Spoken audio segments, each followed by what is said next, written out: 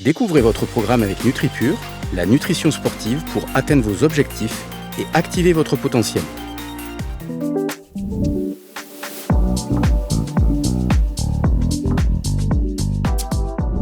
Bonjour à toutes et à tous, ravi de vous accueillir ici même en plein cœur du Creps de Toulouse pour un nouvel épisode de cette série intitulée « Du potentiel à la performance ». Ravi d'accueillir aussi nos deux experts. Bonjour Isabeline Chospé. Bonjour Bruno. Comment ça va ?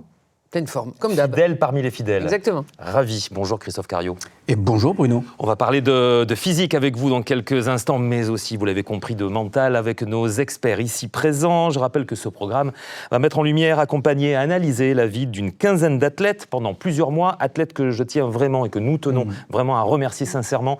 Ils ont joué le jeu, malgré un planning plutôt chargé. Ils ont répondu effectivement à un questionnaire qu'ils ont reçu il y a quelques temps. On va en parler justement tous ensemble. Le but, bien évidemment, de décrypter différentes étapes qui les mèneront jusqu'à la compétition et au-delà, afin de mieux comprendre leur performance. En passant de la sueur et probablement aux larmes, et nous l'espérons au rire, nous allons vivre tous ensemble le quotidien d'hommes et de femmes qui vont se battre pour réaliser leurs rêves. Les athlètes donc ont reçu le premier questionnaire que nous allons découvrir dans quelques petits instants. Ça tombe plutôt bien puisque nous avons un florilège, quelques petits extraits. Effectivement, on décrypte tout cela avec nos experts juste après ceci. On est peut-être à 3 heures par jour d'entraînement, ça dépend. Des fois, je fais 1h30, 1h le matin, 1h30 le soir, des fois 1h30, enfin voilà, c'est assez varié, je dirais une moyenne de 3 heures. J'en fais environ 25, parfois 28, ça monte en fonction des musculations et des entraînements dans l'eau. On a chaque année une planification avec des temps de vacances, par exemple une semaine comme à Noël ou autre. Et chaque semaine, j'ai aussi des temps de récupération pour pouvoir faire de la balnéo, massage, sauna, bien froid, pour optimiser mes entraînements. Le matin, je mange une omelette avec 2 œufs et une tranche de jambon. Du blanc de poulet et avec un petit verre de jus de pomme, 100 g de fromage blanc avec 30 g de céréales NutriPure, un peu de miel et avec ça je suis prêt pour l'entraînement. En termes de magnésium, d'oméga 3, j'en consomme toute l'année, tous les jours. C'est pas sous forme de cure, j'en prends vraiment toute l'année. L'oméga 3, généralement, je la consomme le matin et le soir. Et le magnésium, par contre, je préfère le prendre le soir parce que j'ai déjà fait des expériences et le matin, ça a tendance à me ramollir pour les séances d'entraînement, à m'endormir un petit peu le magnésium. Donc je préfère le prendre le soir, ça me fait bien dormir. Et une nouvelle fois, un grand merci à tous ces athlètes pour ces réponses. Une partie des réponses. Maintenant, nous allons assister donc au décryptage. Effectivement, à commencer bien évidemment avec vous, Christophe Cariot. On va parler bien évidemment de physique avec ces questions qui se sont affichées au fur et à mesure sur l'écran. Effectivement, combien d'heures d'entraînement chaque jour et combien de séances par semaine ? Est-ce que vous pouvez un petit peu nous résumer la teneur de leurs réponses ? Donc de façon générale, ce qu'on a vu, et lorsqu'on entend tous nos athlètes, on constate que systématiquement, ils accumulent un énorme volume d'entraînement hebdomadaire qui est à peu près compris entre 8 heures et 12 heures par semaine. Généralement, ils nous parlent d'entraînement quotidien, voire bi-quotidien, c'est-à-dire on s'entraîne 2 fois par jour. Je crois qu'il y en a même un qui parle de 3 entraînements dans la journée. Et la raison d'être, en fait, de ce nombre d'heures très important dans la semaine, c'est de travailler ce qu'on appelle le principe de régularité et le principe de spécificité. La régularité, vous l'avez tous compris, c'est un athlète, plus il va être régulier, plus je vais répéter systématiquement mes gestes, plus d'une part je vais encoder des choses à la fois dans mon corps et en même temps au niveau cérébral, et en même temps plus je vais faciliter l'adaptation de mon corps au fur et à mesure que les semaines passent, les mois passent, les années passent. Et c'est parce que l'athlète reste le plus régulier possible durant en fait, sa préparation que son corps va lui permettre de développer des capacités de plus en plus importantes et donc d'accéder à un très haut niveau de performance. Très bien, donc vous parlez aussi d'entraînement quotidien pour, on va dire, le commun des mortels, mais par exemple pour moi, dans l'absolu, si jamais je voulais m'y mettre un petit peu sérieusement, 30 minutes, 45 minutes en adaptant l'intensité, c'est ça hein ? Exactement. L'erreur que font beaucoup de gens, de façon générale, qui ne sont pas des sportifs de haut niveau, c'est de s'entraîner par exemple une fois par semaine, 2 heures, 2 heures et demie, et en fait ça représente un trop gros volume d'entraînement pour quelqu'un qui n'a pas l'habitude de s'entraîner. Et donc finalement, aujourd'hui, avec le recul des années de la recherche en préparation physique, on s'est aperçu qu'il valait mieux faire des entraînements beaucoup plus réguliers, mais plus courts, donc 20 minutes, 30 minutes, idéalement tous les jours. C'est pas facile pour tout le monde, mais par exemple 1 jour sur 2. Et avec ça, on va avoir de bien meilleurs résultats qu'une personne qui va s'entraîner qu'une seule fois par semaine, mettons pendant 2 heures ou 3 heures. J'étais sûr que sa réponse est intéressante dans le sens où, effectivement, il répond aux questions effectivement posées à tous ces athlètes, mais aussi il nous donne de bons conseils pour nous, sportifs, on va dire, entre guillemets, du dimanche, mais c'est important aussi. Mais tout le monde commence en étant un sportif du dimanche. Mais on est bien d'accord. Et c'est en étant régulier qu'il ne devient plus du dimanche, il devient de la semaine. Exactement. Et 7 jours sur 7 pour certains. Exact. La preuve, je l'ai juste à côté de moi. Deuxième question posée à ces athlètes. As-tu des périodes de récupération programmées ? Donc là, encore une fois, il n'y a pas de haute performance possible si, en fait, on n'aide pas le corps à récupérer suffisamment. C'est pour ça qu'à l'intérieur, en fait, de leur semaine d'entraînement, ils nous ont systématiquement décrit à la fois ce qu'on appelle de la récupération active et de la récupération passive. La récupération active, c'est par exemple utiliser des entraînements d'une intensité qui est un peu plus faible, qui va être planifié comme ça, de façon régulière dans la semaine, pour aider le corps à éliminer un certain nombre de déchets qui ont été produits par l'entraînement, etc. La récupération passive, inversement, c'est tous les moyens passifs, comme la sieste, le sommeil, l'alimentation, voire la complémentation alimentaire, qui vont permettre justement à l'athlète de pouvoir, en étant passif, d'optimiser son potentiel, d'activer son plein potentiel, précisément parce que j'utilise des outils qui vont aider le corps à s'adapter et donc à maximiser la performance. Vous dites très sincèrement que ces moyens de récupération sont absolument essentiels pour permettre l'adaptation du corps et la diminution du risque de blessure aussi. Exactement. Parce que si j'aide pas en fait le corps à s'adapter et donc au jour le jour, lorsque je vais me réentraîner, mettons par exemple le lendemain puis le surlendemain, et que je travaille sur de la fatigue ou sur des muscles, des tendons, des articulations qui n'ont pas encore correctement récupéré, c'est là que j'augmente de manière exponentielle mon risque de blessure. Après, tu peux aussi coupler avec tout ce qui est récupération mentale, qui va souvent avec la récup physique. Hein. Absolument. On a à peu près le même process mentalement. Le même cheminement. Pareil, où il faut une récup mentale passive, où tu peux regarder un film, rester sur ton canapé, regarder les étoiles, l'océan, être un peu contemplatif. Et puis certains sportifs ont une récup active et ils vont faire 10 000 autres activités que leur sport. Ils vont faire du parachute, ils vont faire du surf, ils vont marcher, ils vont faire de la rando, et tout ça dans le même effet, c'est-à-dire limiter la blessure, se ressourcer mentalement pour encaisser les charges d'entraînement. En général, ceux qui récupèrent bien physiquement récupèrent aussi bien mentalement. Très bien, et on peut signaler aussi, c'est pas un gros mot, le repos aussi, parce que vous le dites aussi, les fréquences de jours de repos aussi, ça c'est important. Oui, complètement. Mais c'est aussi le paradoxe du haut niveau, c'est qu'il y a tellement en fait de paramètres à intégrer dans sa préparation. Finalement, tout le monde s'entraîne de manière très importante et donc il va falloir jongler en permanence avec des périodes de repos qui ne sont pas forcément souvent optimales pour beaucoup de sportifs de haut niveau. Et trouver le juste équilibre, c'est vraiment pas facile dans le sport de haut niveau. Très bien. Alors, autre dossier, ça c'est un vrai dossier qui vous tient particulièrement à cœur. À quoi ressemble un de tes repas journaliers ?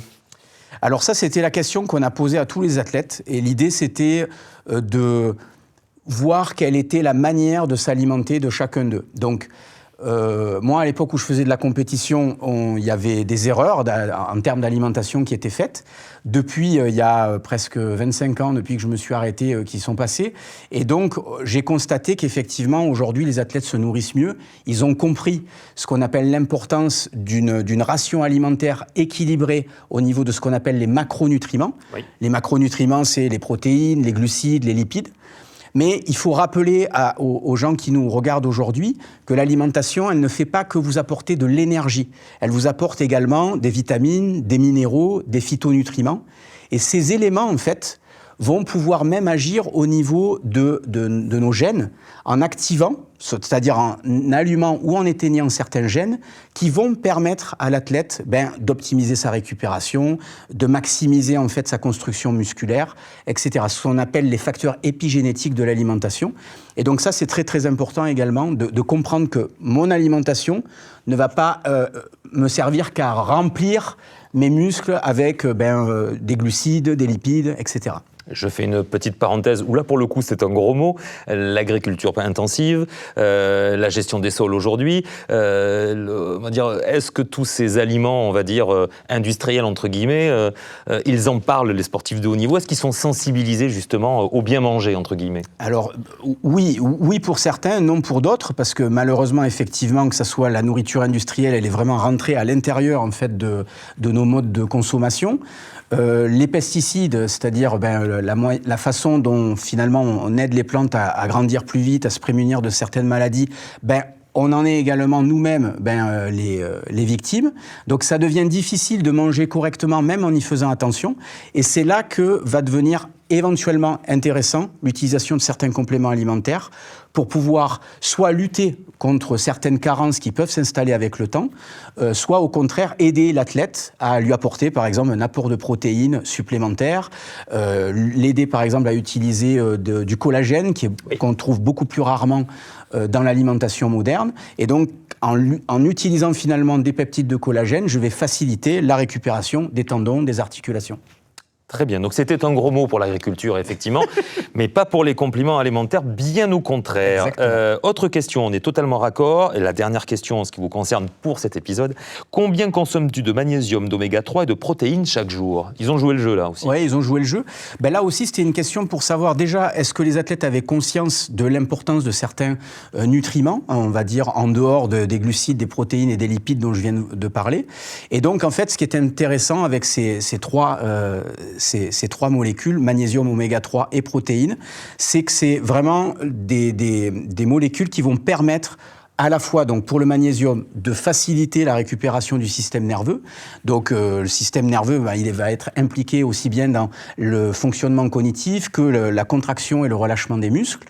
Les oméga 3, ils vont plutôt agir sur ce qu'on appelle la régulation de l'inflammation au niveau de l'organisme. Donc ça, c'est encore une fois vital pour la régénération de l'athlète. Et l'apport de protéines, c'est entre guillemets les protéines, ce sont les briques de construction qui vont aider finalement les muscles à se régénérer. Et donc ces trois nutriments, ils sont vraiment très très importants. Et c'est vraiment quelque chose que nos athlètes doivent surveiller, mais que si vous, de l'autre côté de l'écran, vous nous écoutez, vous devez un petit peu réfléchir à ces concepts d'apport de magnésium, vérifier mes sources d'oméga 3 dans mon alimentation. Est-ce que je consomme suffisamment de protéines ? Et éventuellement, utiliser une complémentation si c'est nécessaire. Alors, on vous connaît très complémentaires tous les deux, effectivement, j'imagine que vous n'allez pas dire le contraire. Pour le mental aussi, ça ne peut faire que du bien. Oui, mais au-delà de ça, c'est surtout la démarche, c'est-à-dire quand les athlètes ou les personnes qui ne font pas du haut niveau, comme vous, par exemple, comme moi. ou comme toi, si on fait un peu de proximité dans le tutoiement, comme toi, c'est se poser ces questions aussi veut dire que psychologiquement, on se met dans une démarche de faire attention à soi. Alors après, il explique très très bien l'apport de certains nutriments de l'alimentation sur les muscles, le relâchement, la récupération mentale, mais déjà rien que le fait de se dire de quoi j'ai besoin pour être bien, pour moi c'est un état d'esprit qui est super important pour déjà commencer, pour un athlète de haut niveau à être dans la perf, et pour tout un chacun comme nous, d'améliorer notre état. Donc moi ça commence déjà bien avant. Merci Isabelle pour cette intervention. Vous êtes totalement complémentaires tous les deux, absolument rien à dire. Nous allons évoquer maintenant le mental, ô combien important pour vous Isabelle et pour tous ces athlètes, avec effectivement on va dire un deuxième florilège d'images. Isabelle leur a posé des questions. Quelles sont-elles ces questions? On va les découvrir dans quelques instants, juste après ça, regardez. Je représente les jeux objectifs, parce que c'est vraiment, je pense, l'objectif d'une carrière, encore plus les Jeux à Paris. Notre génération a la chance d'avoir ça à domicile, donc il faut en profiter, il faut bien se préparer et être prêt à répondre présent à cet événement. Pour ces Jeux Olympiques de Paris 2024, mon objectif est de décrocher la médaille d'or. parce qu'aujourd'hui, c'est la seule médaille qui me manque à mon palmarès. Donc voilà, mentalement, ce que je vais travailler, c'est surtout l'aspect visualisation, me préparer à cet événement-là et être en capacité d'avoir un maximum de confiance. Ça fait depuis les Jeux Olympiques de Tokyo que je travaille déjà avec un préparateur mental et on travaille déjà sur ces axes-là de confiance en soi et de diminution du stress. Je vais continuer, puis je vais prolonger l'axe mental que je travaille au quotidien. Déterminé, motivé, c'est ce qui m'accompagne au quotidien. Je sais pourquoi je m'entraîne, je sais pourquoi je travaille dur, je sais pourquoi je fais tous ces efforts, que ce soit dans l'alimentation, dans l'entraînement, dans la récupération. Tout ça, c'est motivé par cette envie-là, cette envie de participer au jeu.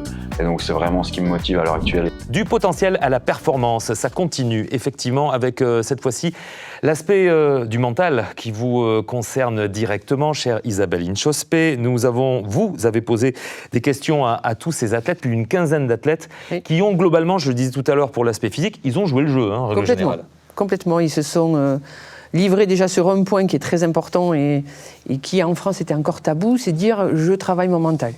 Ça fait pas si longtemps que ça qu'aujourd'hui, dans toutes les réponses, tous les athlètes, on dit je travaille le mental. Alors en préparation mentale, n'importe quelle façon, ils ont trouvé quelqu'un pour travailler avec eux là-dessus, ce qui est quand même aujourd'hui bien. Et c'est encore mieux parce qu'ils arrivent à le dire sans avoir honte.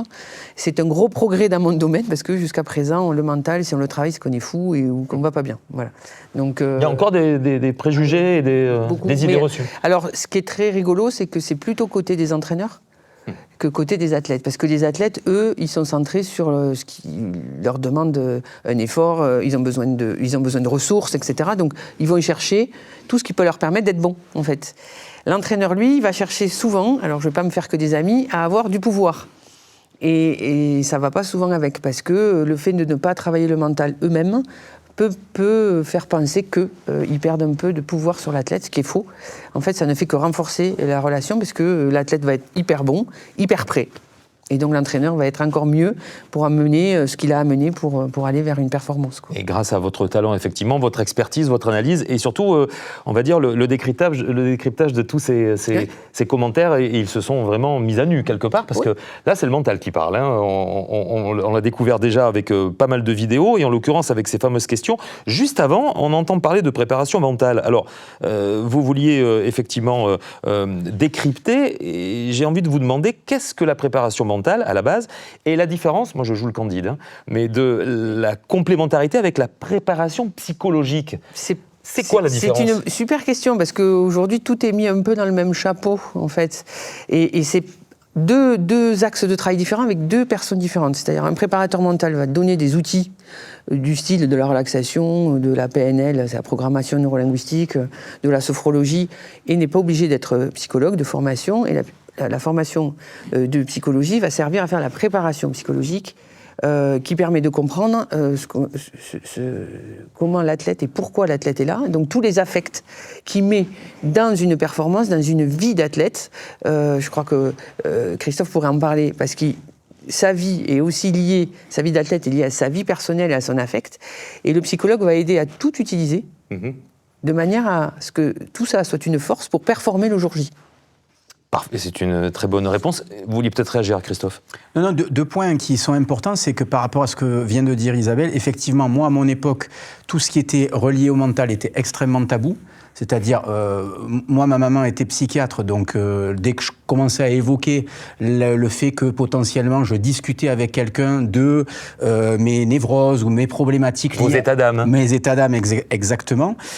Potentiellement, c'était très très mal vu à l'époque dans le sport de haut niveau, parce que si j'avais des états d'âme, c'est que je n'étais pas aussi performant. Ou aussi compétitif que ce qu'on avait l'impression que je laisse voir, quoi. Voilà. Donc c'était ça. Très bien. Le temps long ou moyennement long, ça c'est quelque chose d'important aussi, hein, vous vouliez en parler. Oui, parce que c'est pas des recettes magiques comme la nutrition, comme la prépa physique, comme la prise de compléments alimentaires. C'est pas quelque chose où on le fait une séance et hop, je vais être champion olympique parce que j'ai vu quelqu'un qui m'a permis de... Voilà, c'est du travail de temps long, comme on travaille un muscle de la cuisse ou des bras, on va travailler le muscle qui est le cerveau, et ça prend du temps parce qu'il faut lui donner toutes les armes possibles.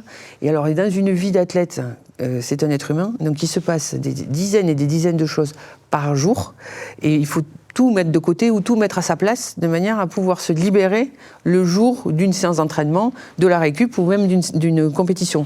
Et donc ça prend du temps et on ne l'apprend pas, même en 1 an, c'est très très court, quoi. Voilà, donc il faut du temps, et plus on le fait tôt, plus l'athlète a de bons réflexes, et plus après ça va aller vite.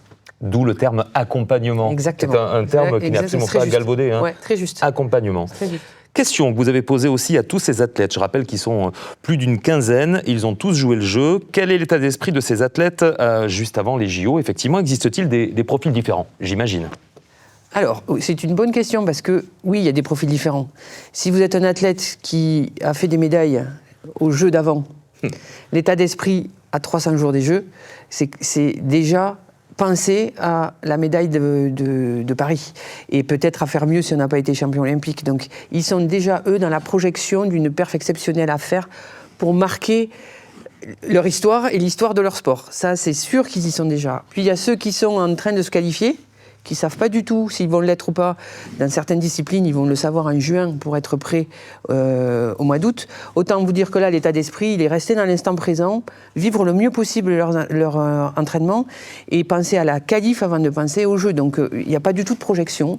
Et puis, vous avez la classe intermédiaire, c'est-à-dire ce sont souvent des jeunes athlètes qui ont fait des performances l'année d'avant. Oui. Ils savent très bien qu'ils ont le niveau d'un podium, ou ils savent très bien qu'ils ont le niveau de faire quelque chose de bien lors d'une finale des Jeux. Et donc, eux, ils sont entre les deux. Ceux-là sont souvent très intéressants à travailler mentalement parce qu'ils n'osent pas se projeter parce qu'ils ne l'ont jamais fait. Et à la fois, ils ont envie, ils en crèvent d'envie parce qu'ils se disent quand même, je peux le faire, quoi. Et eux, il faut vraiment les laisser pleinement dans l'instant présent de ce qu'ils font, pour éviter de trop se projeter sur quelque chose qu'ils ne connaissent pas, et donc de créer des angoisses. Donc pour moi, c'est ce profil-là qui est le plus difficile à traiter dans une période ou une année olympique. Et oui, on oublie souvent la qualification, parce que la face visible de l'iceberg, c'est « je fais les JO oui. », mais la fameuse qualification, lorsqu'ils le sont qualifiés, oui. c'est en quelque sorte une victoire. Exactement, et c'est un piège en fait. Et oui. Donc il faut être capable de se dire, et là tout dépend du niveau de l'athlète, que la qualification c'est pas la finale en fait. Et certains malheureusement peuvent se dire, une fois que j'y suis, je verrai bien. Et on entend dans les discours de certains athlètes qui ne savent pas s'ils peuvent faire quelque chose au jeu, et on l'entend déjà, on se dit, moi le Graal c'est d'aller au jeu. Mais pour faire quoi ? Voilà, donc la qualification est déjà pour eux une sorte de médaille d'or. Et on l'entend dans certains témoignages. Et ça c'est bon. Et à contrario, il y a certaines, je pense au basket 3-3 et judo 4, qui ont été très près d'une médaille, ou qui ont déjà été médaillées, qui elles tout de suite disent non, moi c'est la médaille d'or. Mais elles sont légitimes pour le penser, bien en sûr. Fait. Et donc ça va alimenter toute leur année autour de ce résultat qui, pour elles, est totalement accessible et qui est presque normal à avoir, quoi. Oui, c'est la fameuse phrase, on ne dit jamais « j'ai été qualifié pour les JO ». C'est genre « j'ai fait les JO ». Oui. Et souvent la phrase s'arrête là. Exactement, ça veut tout dire. Très intéressant. Bien. Et alors justement, que représentent les JO pour eux et leur vision des JO? Qu'est-ce que c'est? C'est le Graal? Qu'est-ce que c'est? Alors c'est toujours pareil, c'est dans la même catégorie, c'est-à-dire que pour quelqu'un qui va rechercher une médaille, c'est vraiment quelque chose d'historique. Ils le disent tous. Je crois que c'est une judokate de mémoire qui a eu une médaille à Tokyo, et on sent que la médaille d'or, il faut aller la chercher. Et si je fais ça, je fais partie de l'élite du judo français, qui est déjà quand même très marquée par des performances extraordinaires. Donc là, vous avez une notion de ce que représentent les JO, c'est marquer l'histoire. Oui. Voilà. Pour d'autres, c'est une excitation. C'est-à-dire le fait d'y aller, et certains témoignages le disent, on sent que ces athlètes sont déjà excités à l'idée d'aller au village olympique, de faire une cérémonie, de défiler, de se retrouver en finale des Jeux. Il y a une athlète qui dit, si je suis en finale des Jeux, c'est top, quoi. Donc, parce que la concurrence est énorme et que c'est sûrement une très belle perf d'être en finale des Jeux. Donc il y a une notion de les JO, c'est de pouvoir vivre une émotion devant un stade énorme avec des concurrents énormes, c'est de cet ordre-là. Et puis il y a toujours cette catégorie intermédiaire où là c'est entre les Jeux représentent le début d'une belle histoire ou peut-être celle qui commencera jamais. Parce que si tu te plantes, On ne va plus penser à toi. Et, ou alors il va falloir recommencer 4 ans et il faut avoir la force de recommencer 4 ans pour une épreuve. Donc, aussi la médiatisation aussi de certains sports qui ne le sont pas. Exactement. Et qui vont l'être énormément. Et qui vont l'être énormément, c'est le jour pour briller, mais encore la médiatisation vient quand même en second plan. Parce que tous ces athlètes, si vous écoutez bien ce qu'ils disent, ils parlent d'eux. La première chose qui compte, c'est eux, et ils ont bien raison. Ils sont centrés sur eux, ils sont égocentrés dans le bon sens du terme, c'est-à-dire ils pensent à ce dont ils ont besoin, à ce qu'ils ont envie de vivre, et ce qu'ils sont capables de faire, même s'ils ne le disent pas pour certains clairement, on sent quand même qu'il y a ceux qui vont pour la gagne, il y a ceux qui vont pour vivre quelque chose, il y a ceux qui vont pour découvrir, il y a ceux qui vont vivre un rêve, et tout ça, c'est autour de leur vie. Tout ce qui est extérieur, on s'en empare, hein. Ils nous laissent l'emparer, hein, les journalistes prennent. Mais pour eux, le principal, c'est quand même ce qu'ils vont vivre eux. Rassurez-moi Isabelle, les JO représentent quand même aussi une sorte d'aboutissement de toutes ces années d'efforts, de travail. Pas tant que ça ? Non, je ne sais pas si je vais te rassurer parce que je ne suis pas sûre que ça soit... Tiens donc. C'est pas un aboutissement. Alors, si tu arrives à une fin de carrière, je peux dire oui, mais... Je finis en beauté. Je finis en beauté, mais la beauté, ça sera avec une médaille. En général, les athlètes qui disent ça, et on l'entend un peu aussi dans certains témoignages là, qui sont passés, c'est que oui, peut-être que c'est un aboutissement les Jeux de Paris, parce que c'est à Paris, je suis français, et parce que j'ai déjà eu des médailles, et donc ça serait vraiment quelque chose d'extraordinaire d'arrêter à ce niveau-là. Et puis certains, non. C'est un passage, c'est un rêve, c'est quelque chose qu'on va vivre, c'est une fête extraordinaire, c'est un moyen pour moi de commencer à vivre un truc fantastique, mais en aucun cas, tu n'entends que c'est l'aboutissement de quelque chose. Tu ne l'entends pas. Tiens, donc ça, c'est très intéressant. En tout cas, ils sont bien obligés de se projeter avec cette échéance-là. Oui. Rassurez-moi, là aussi, ils y pensent quand même tous les jours. Et certains oui, certains non. Tiens donc. Ceux qui ne sont déjà pas qualifiés pensent déjà à leur qualif. Donc, ils ne sont déjà pas sur l'étape d'après, on va dire.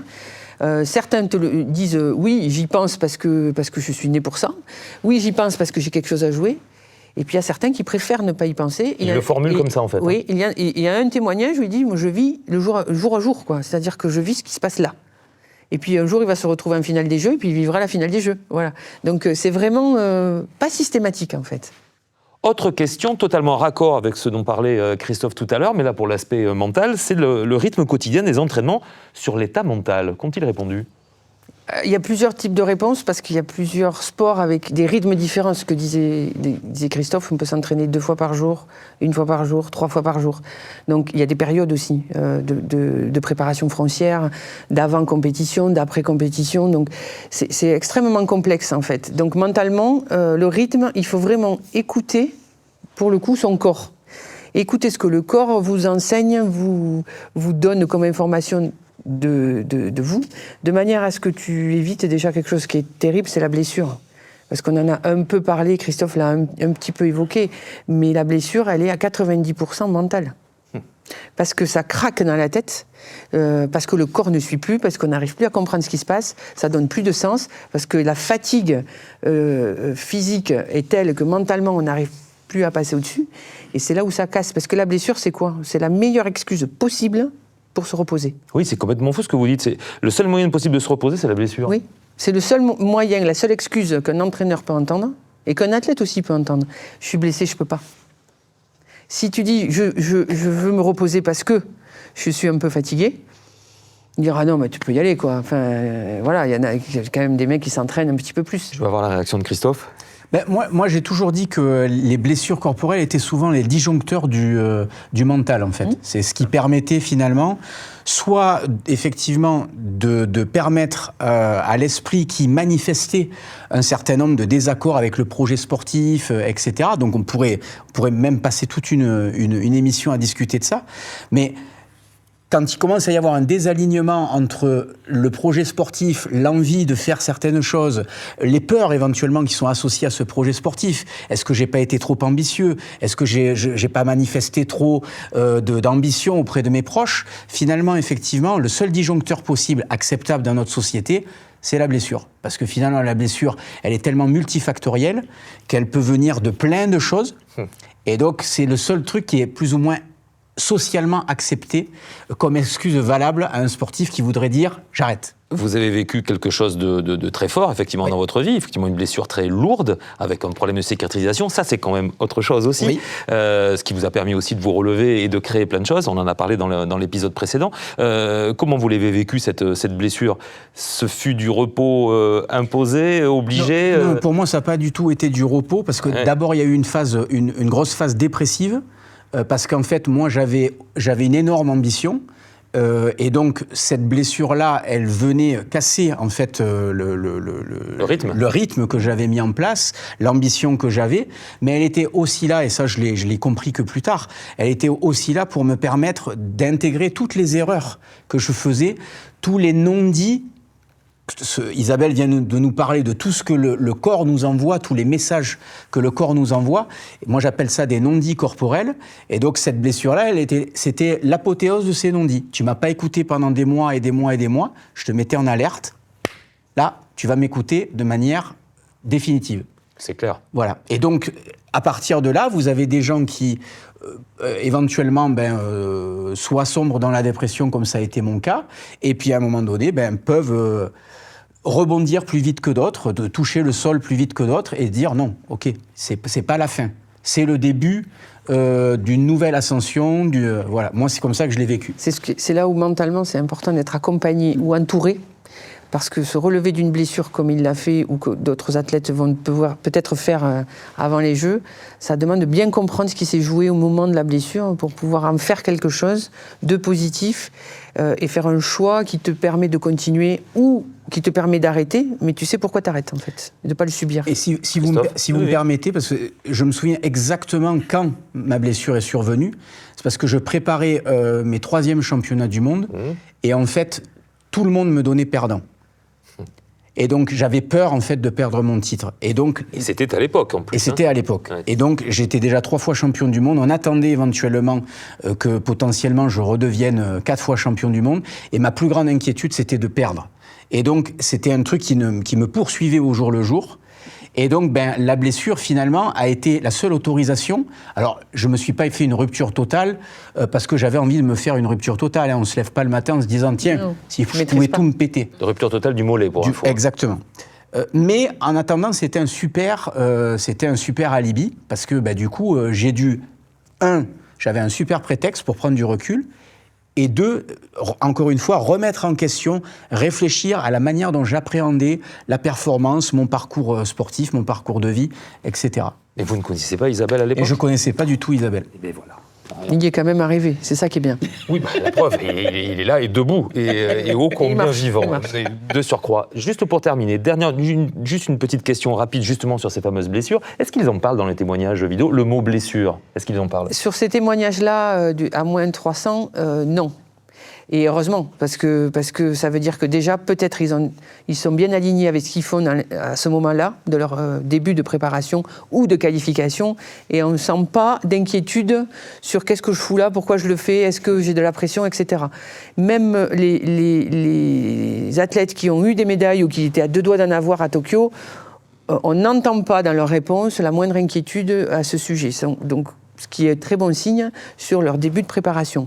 Maintenant, on va suivre jusqu'au jeu comment ça va se passer, parce qu'il y a plein d'événements qui vont arriver, des compétitions intermédiaires, des qualifications pour certains, et puis il y a l'événement approchant, ça a des émotions qui vont quand même arriver. Voir comment ça va gérer, ça va être intéressant à suivre. Quel bel enchaînement pour donner envie à nos chères téléspectatrices et téléspectateurs de nous suivre, bien évidemment, pour un nouvel épisode. Ce sera le J-200, bien évidemment. Merci infiniment, Isabelle. C'est bien. Merci Christophe, merci aux équipes techniques ici présentes et un grand merci aussi aux Crêpes de Toulouse que l'on remercie pour leur magnifique accueil. Alors moi je connaissais pas trop la muscu, ça y est, grand professionnel. Là on était dans une salle d'haltérophilie, c'est ça ? C'est ça, exactement. Vous confirmez, hein ? Exact. C'est particulier, hein ? Absolument. Vous êtes dans un poisson dans l'eau, comme un poisson dans l'eau. Exactement, plein de poids partout. Le dire. Merci infiniment. Merci pour tous ces éclairages. Prochain rendez-vous, l'épisode J-200, donc vous l'avez compris, avec de nouveaux décryptages. Merci infiniment. Prenez soin de vous et de vos proches. Salut. Au revoir. Au revoir.